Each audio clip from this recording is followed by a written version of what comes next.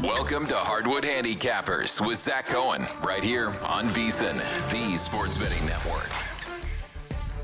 Welcome back to a Wednesday edition of Hardwood Handicappers. Hardwood Handicappers is brought to you by Better Picks, the fantasy app that turns your basketball takes into cash. Download the Better app and use the code VSiNPOD to get $10 free. No deposit needed. That's VSiNPOD, VSINPOD. We have a link for that in the description. I'm Zachary Cohen, VSiN.com senior editor, with a loaded night of NBA Cup action. This is a night that I'm really looking forward to as a basketball fan, as a basketball bettor, everything. So I don't want to go too deep into what we saw last night. The big takeaways for me on the Tuesday night of NBA action, it was just that the Lakers continue to roll. I thought it was a convincing win over the Clippers, and another really strong performance from Luka Doncic, and that Lakers team is rolling right now. I mentioned it last episode. I mentioned it last week. I think that the Lakers to win the Pacific Division, just a really strong player right now. At anything up to minus 250, I'd be willing to take that right now. They have a really strong lead over, the Golden State Warriors and the Los Angeles Clippers. Those are the two teams I think that everybody thought that they would competing with heading into the year. And then, the Phoenix Suns are number 2 in the division right now. That is my team. I'm very high on what the Suns are doing this season, but I think the Suns are more like a 40-win team than a 50-win team. The Lakers really should find a way to win 50. And then the other performance of the night that I think that we should talk about a little, it's just the Magic with a blowout victory in Philadelphia. The reason that it's starting to get a little interesting is because this, like the Trae Young situation in Atlanta, is a situation where the Magic are thriving right now without Paolo Banchero. It's not something we haven't seen before. They have played well without him in the past, with Franz Wagner serving as their number one option. But man, it's an Orlando team that has really kind of righted the ship since the start of the season. Defense looks great. Offense looks like everything that they thought that they were going to have when they acquired Desmond Bane from the Memphis Grizzlies. It is a top 10 unit right now, and talking about the offense, and the 3-point shooting has been a little bit better. The shot creation has been a little bit better, but yeah, without Banchero, definitely a little bit awkward right now, and he's going to have to find a way to fit in when he comes back. So that'll be something to monitor, but I do want to get into these games right away. There's a lot of them tonight, so I'm going to skip a few. The ones that I'm not going to be hitting on are Pacers, Raptors, Bucks, Heat, Grizzlies, Pelicans. I'll explain why really quickly. Pacers, Raptors. Toronto's favored by double digits. The team has already clinched East Group A. Indiana's already eliminated from the NBA Cup, so there's really not a lot of Cup implications, and it is a game that is expected to be lopsided. Bucks, Heat. Really just skipping it because Giannis is questionable for Milwaukee, and Giannis being questionable is not like other players being questionable. It's a genuine 50-50, maybe even a 55-45 that he doesn't play. Like, this is a player that sometimes sits out games when he's probable. So I just have no real read on whether or not Giannis is going to be out there. If he does play, maybe I'll add something at VSiN.com. So if you're a VSiN Pro subscriber, you will be able to get my picks at the website. I will throw that on the Pro Picks page. I'll add it to my sides and total story, which I do every single day. And I do think that Milwaukee plus 5.5 or better would be a play for me if Giannis plays. I think that the Bucks are a decent team this season, but yeah, I need to know his status before I do anything. And that also goes for like a Ryan Rollins player prop. Like, I would like to see if Giannis will be out there. If he's not, I will consider Rollins points and assists again, because that has been an absolute cash wagon this season. I'll be looking at that. And the other game I really wanted to skip is Grizzlies Pelicans. I just don't have a feel for either team at the moment, especially New Orleans, a team that, I was going to Derek Queen assists pretty often this season. Really, really like him as a passer, but James Borrego is tinkering with the rotations. We saw it last game. Queen only played 17 minutes. He started to play Yves Missi a little bit more, and I just want to see what that situation looks like before starting to back Queen again. So skipping those 3 games doesn't necessarily mean I'll have nothing on them, so make sure you head over to VSiN.com. But I want to start with Pistons Celtics, which starts at 7 p.m. Eastern. It is the first game of the ESPN doubleheader. Celtics are getting 2.5 points at home. Totals 231.5. This is an interesting game for NBA Cup action. If the Pistons win, that would set up a winner takes East Group B matchup with the Magic in the next game. So definitely some incentive for Detroit to win. And the Celtics are not going to win the group and probably are out of the NBA Cup overall. But I do think this is a game where I think that Boston is the right side. If you look at the way that this spread has been moving, there's definitely some reverse line movement that suggests that the Celtics are the stronger play and the sharp play, the play that the sharps are on. Our VSiN betting splits does a really good job of tracking that type of stuff. So VSiN Pro subscribers and potential VSiN Pro subscribers can see all of that information if you head over to that page on our website. But Detroit opened this game as a 3.5-point favorite. Pistons are taking a majority of the tickets and the handle here. However, the Celtics are now only getting 2.5 at most shops. So that is reverse line movement, as I just mentioned. And this is a Boston team that I was already considering playing anyway. So I ended up jumping on the Celtics +3, which is available at Bet365 as of recording. I am recording this at 9:30 a.m. Wednesday, November 26th, I should mention. And I'm not sure it will be available still when you go to check it. We don't get this up for a little bit after I record it, but if you can get it at +2.5, I'd take it. If not, I'd probably just jump on the money line. But this is a game where Detroit's won 13 in a row. I've glowed about this team this season. I think this is a really, really strong team. I think the defense has been great. Second in the league in defensive rating, right behind the Thunder, and definitely by far, the better of the team. If you're looking at them and then the team in third, there's a pretty wide gap. So Detroit's been very, very good. They're not going to be as good as OKC. That is a historically great defensive team, but the Pistons are very, very good in their own right defensively. My issue with Detroit is they are still lacking a little bit when you're talking about firepower and shot making. I mean, they are second in the league in defensive rating, but only eighth in offensive rating right now. And Boston, for all of their faults right now, and not having Jason Tatum kills, but this is still a team that can shoot you off the floor on any given night because they still take so many threes and they still have a lot of really good 3-point shooters. And I do think this is a game where Pistons winning 13 in a row, they are going to lose at some point. This feels like the type of game where they can trip up playing in Boston, a very difficult road environment against a team that definitely is going to get up a lot more threes than them. I think this is a really good spot to be back in the Celtics, especially with the Celtics having lost to the Pistons earlier in the year. Under Joe Mazzulla, Boston is 44-16 straight up when looking for revenge against an opponent in a single season. So, they lost to Detroit earlier in the year. I think that Mazzulla looks at the tape and finds a way to correct things. So Celtics +3 for me. It's something that I jumped on, and I actually posted it to the Pro Picks page earlier because I didn't want anybody to miss out on that while it was still available, but probably going to be 2.5 by the time you're seeing it. Next game I want to do is Knicks at Hornets, 7 p.m. Eastern. Knicks are laying 6.5 on the road, 241.5 total. OG Anunoby still out for the Knicks. Knicks also without Landry Shamet, who was actually playing some really good basketball for them before getting injured. Another shoulder injury, a guy that has had shoulder problems in his career. Hornets relatively healthy, so that is something that I'm definitely considering in this game, especially with Charlotte being a little bit better at home. I mean, Charlotte is a -2.3 net rating at home. Nothing to write home about, but not awful. Knicks, though, 2-5 on the road, -4.0 net rating.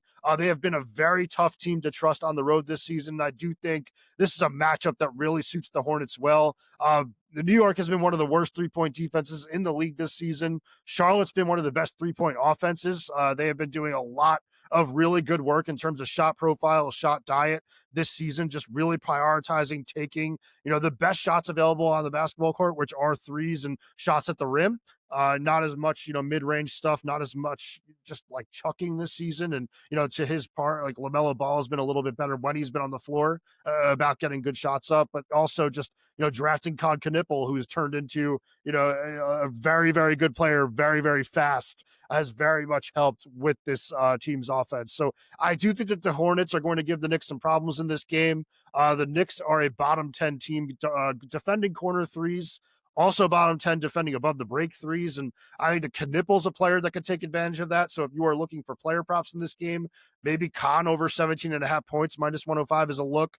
That's not going to be a play for me, but he did have 26 last game. And I do think he's going to get it going in this matchup. But I do think the Hornets +7 is the right play in this game. And I think that the Hornets are kind of worth the money line sprinkle. That's what I'm going to be doing. So when you head over to vsin.com later, you will see that from me, and you will hear it from me when I do my best bets a little bit later for this one.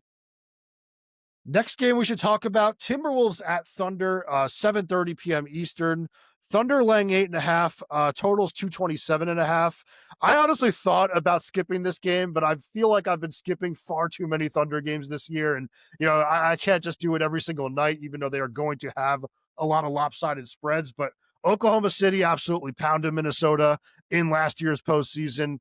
Minnesota's playing very poorly coming into this game. I think that the point guard situation for them has been a complete mess. I know that they would have been stretching themselves very thin if they were to find a way to keep Nickeil Alexander-Walker, and it was almost not an option for them, especially as a team that doesn't want to go too far into the tax. So they let him go. That's a very strong defender, a very strong backup guard that can run some offense, that can knock down some shots, and Mike Conley continues to age. Rob Dillingham has not performed up to expectations based on where they drafted him a few years ago. And that is not, a hot take. That's something that a lot of people are saying, but the point guard position is really hurting this team right now. They've essentially turned to Anthony Edwards as their full-time on-ball option, and it hasn't been great so far. This team is still not performing really well down the stretch either. Like crunch time has been a major problem for them throughout the Chris Finch era. I think that Finch is a great coach, but this team has had troubles in the fourth quarter and has not gone away this season. So I don't really believe in Minnesota to find a way to cover this number. That would have been the lean, just kind of like staring at the number right away. But once I dug into it a little more, I realized this was a game I wanted to stay away from. But I do like Naz Reid over 11.5 points in this game at minus 115. Reid has had 12 plus points in 5 of the last 6 games. 15 plus points in 4 of those games. And for as good as OKC is defensively and as good as they have been under Mark Daigneault on this end of the floor, they have actually struggled a little bit defending 3-point shooters this season. Their opponents are just shooting the three a lot better than they did last year against this team, and stretch bigs especially have an opportunity to do some things against this defense. And Reid, not only is he a stretch big, he can also put the ball on the floor, so it's kind of a best of both worlds. I could see him having a pretty good game, and 12 points really seems very, very reasonable for him in this matchup, even if it does get somewhat ugly. Not a VSiN Pro subscriber yet? This is your best chance. Our Black Friday special is live, and for just $60, you'll get a full VSiN Pro access to everything we offer all the way through May 1st.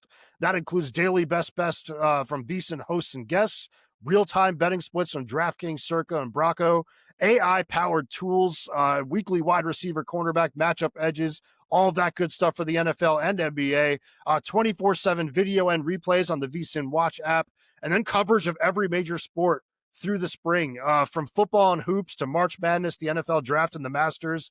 Our biggest new subscriber offer of the year is here. Do not wait. You are not going to beat this. Go to vsin.com and subscribe now. vsin.com/subscribe. That's vsin.com/subscribe. I should mention too, I do a lot of tennis handicapping for VSiN, and we are really going to ramp things up towards the end of December there. So you're going to get my picks for the Australian Open, a lot of stuff for the clay season, just a really strong time to jump on board with the VSiN Pro subscription. I mean, $60 all the way through May 1st. Like, you are not going to beat that. This is a really, really good offer. I strongly suggest it. Next game, probably the game of the night for me, at least. It's Rockets at Warriors, 10 p.m. Eastern tip. This is the second game of the ESPN doubleheader. Warriors laying 2.5. Total is 223.5 in this game. Both of these teams actually 1-2 in West Group C, so this game probably doesn't matter much when you're talking about the NBA Cup. But I think that every time you get 2 really good Western Conference teams, that's a big box office game. And for me, this is no different. Even with Kevin Durant out for Houston in this game with personal reasons, I think this is a game that you're all going to want to watch. The Rockets are going to be missing Steven Adams, Tari Eason, Dorian Finney-Smith, and then obviously Fred VanVleet, who's probably out for the year with that torn ACL. But I think that this is a game that's still going to be really fun. And this is a game where I see some value on the home team. So I'm taking Golden State minus 127. And this will be a bigger pick for me than I usually do. I think that with no Durant, you're talking about a Rockets team that already has kind of questionable floor spacing. I know that they've been shooting the lights out this season from 3, but that's with Durant on the floor. With no Durant, you're talking about a lot less 3-point shooters, a lot less reliable 3-point shooting.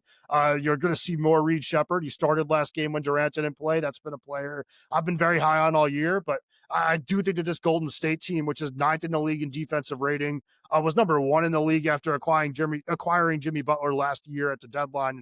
number one in the league in defense the rest of the season there.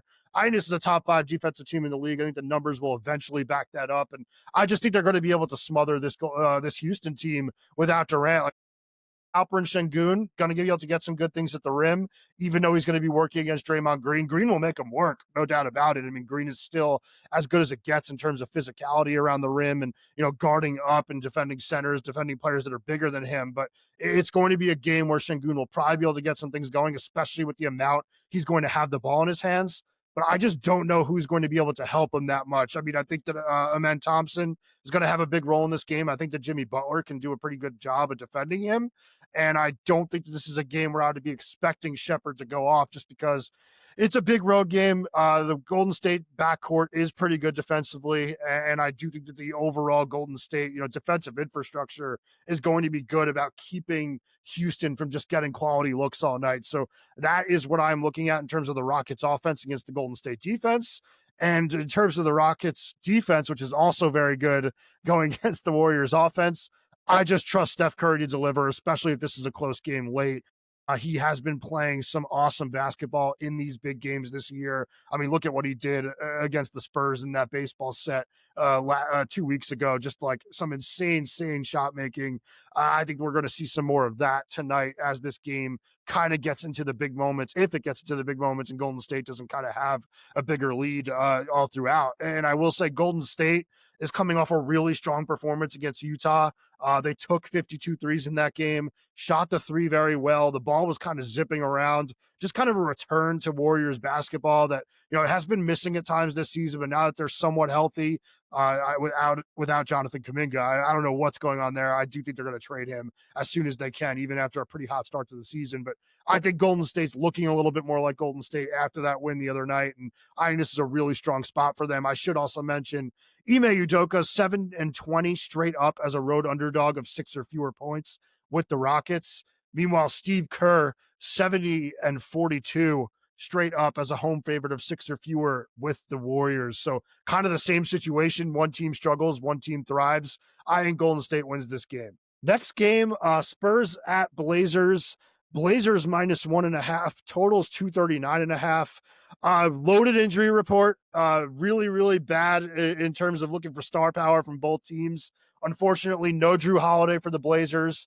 That means no Drew Holiday, no Scoot Henderson, no Damian Lillard, obviously. And then Shaedon Sharpe is also questionable for Portland. Just not a great situation. But at the same time, San Antonio without Victor Wembanyama and Stephon Castle, they are also banged up. It does seem like Dylan Harper might give it a go for the Spurs in this game. He was upgraded to questionable. I'm only mentioning this game, not because I have a play on it, but because Portland will win West Group C with a victory tonight. So if you want to factor that in any way to your handicapping, like the Blazers definitely have all the incentive in the world to win. And they did win a game with a very shorthanded group last game against Milwaukee. Not the most impressive win in the world. Like that Bucks team is not all that great without Giannis. Actually, they're bordering on terrible, but it is a team that, that can kind of go on Denny Avdia's back, and they do have some other shot makers, so they're not exactly dead without Holiday. It's just a situation where you would very much like to see the veteran out there just because of how important he is to them on both ends of the floor. But yeah, nothing for me in this game. I just wanted to mention that Portland is a win away from clinching that group in NBA Cup action. Last game of the night that, I'm actually, have plays on, have feelings on. Suns at Kings. This is a game where the Suns are laying 4.5 on the road. Totals 233.5. This game tips at 10 p.m. Eastern. I actually think the under is a really good look in this game. Under 233.5 at -105 specifically. There is a 234 out there. It's just not widely available enough to the point that I would feel comfortable even giving that as a pick, even though I can get it myself. So it's under 233.5. Is the play that I think is worth making in this game. The under has been a really strong play for Phoenix all season long. 10-7-1 to the under is this Suns team this year, and it has been especially good when they have played against some of the worst teams in the league, and I think that would describe this Kings team. But also, Sacramento comes into this game having played a little bit better. They've won 2 in a row. They've covered in 3 of their last 4, but at the same time, the under is hit in 3 of their last 4. It's also hit in 5 of their last 6, and the Kings are playing more like a top 20 defensive team in this recent stretch than a bottom 5 defensive team. Not the biggest difference in the world, but definitely a difference when you're talking about a Phoenix team that is top 10 in the league defensively. And the Suns also play at the 25th pace in the league. So they play very, very slow, even though, Jordan Ott, their head coach, who's been magnificent this season, likes to talk about pace, likes to talk about playing fast. They have been a team that has been slowing it down, has been mostly executing in the half court. And I think this is going to be a game that struggles to get up to this number, even if it does end up being a game where there's a little bit more shot making than you'd expect. I think that the under is the right call in this one. So I'd be looking there in this game. I do think the Suns, if you're looking for like a parlay play, are a good option because the Suns are 2-0 in that West group and they have a chance to, get to the knockout stages. I actually don't think that they're in great shape in terms of winning the group because they are behind the Thunder, who have a point differential of plus 63. And I don't think that the Suns are going to be winning this game by all too much. But if the Suns win this game and then they don't get absolutely blown out by the Thunder in game 4, they have a good shot of getting into the knockout stage. And I think that would be a huge success for a Phoenix team that entered this season with very low expectations. I think Matt Ishbia would really love to see the team get into that just kind of environment. The Suns have been, kind of a laughing stock under Ishbia. And I think that he's done a really good job of changing the culture in Phoenix. I think that there's definitely better vibes in the Valley. I live here. I think that everyone really loves this team, is rallied around this team. And I think Ishbia would definitely like to see the team in that setting. And I think that the team itself, it's a team full of dogs and competitors. I think that they're going to want to be in there as well. So I think we see a really strong effort from Phoenix tonight. Sacramento's 0-2 in group play, so they're pretty much out of it, especially with a point differential of minus 45 right now. So yeah, I'd be leaning Suns. I'd be looking for ways to play it on the money line. I wouldn't want to lay the points in Sacramento because that has been a tough pace to play for opponents in the past. But yeah, under 233.5 is the pick for me there. Before we run down some best bets, I just want to say time to put your hoops IQ to the test with better picks. Download the Better app and pick more or less on player stats like points, assists, and rebounds, and track your lineup in real time. Use code VSiNPOD and get $10 free, no deposit needed. And with up to 1,000x multipliers off just 2 picks, your hot takes can really pay off.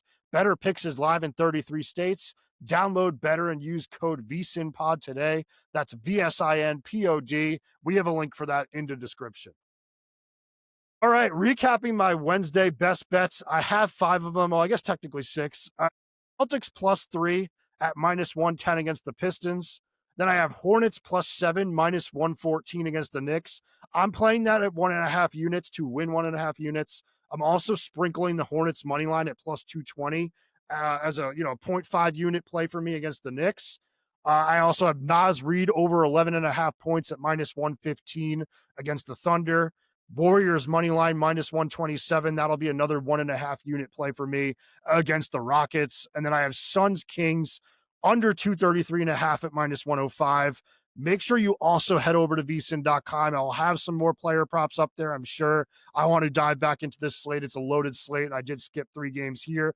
I will dive into those games in depth on my own at around 2 or 3, and 2 and 3 my time. I am mountain time in Arizona, but I will look a little bit more at all of that stuff, and I might add some more plays to the picks page and to my stories. I always do sides and totals at VSiN.com. I always do a separate story on player props. Then we have all of the great stuff, from Steve Mackin and all the analytics, all the trends. And then we have, the Opta AI player prop projections, all of our stuff for all of the other sports. So I mentioned it before. Black Friday special is the best way to get involved with this, but yeah, those are the ways to check out my plays. You have them here, and then you'll have them over at VSiN.com. But we will not be back with the podcast tomorrow. There are no games for Thanksgiving, so I hope that everybody has a great Thanksgiving. Happy Thanksgiving to you and your families, and make sure you come back and check us out on Friday, and hopefully we win some plays tonight. We have been rolling a little bit over the last couple of days, over the last week, really, so hopefully we keep it up. Good luck with your bets tonight, and please come back on Friday.